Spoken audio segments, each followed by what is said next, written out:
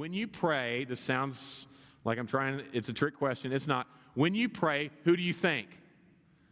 Who do you think when you pray? God, yes. So prayer is Godward.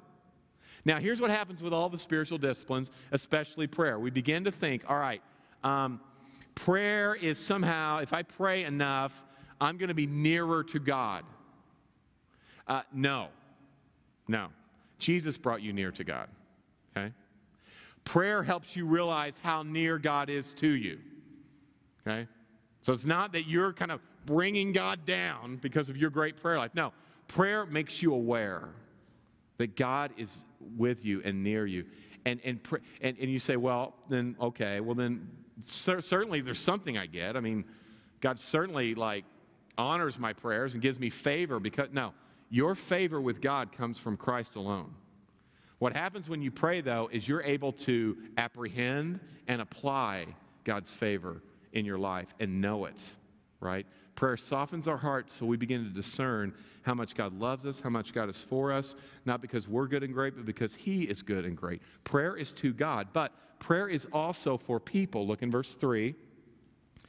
Verse 3, he says, at the same time, pray also for us, that God may open us a door for the word to declare the mystery of Christ, on account of which I am in prison. And we'll get to that last part in a second. But here's what prayer does.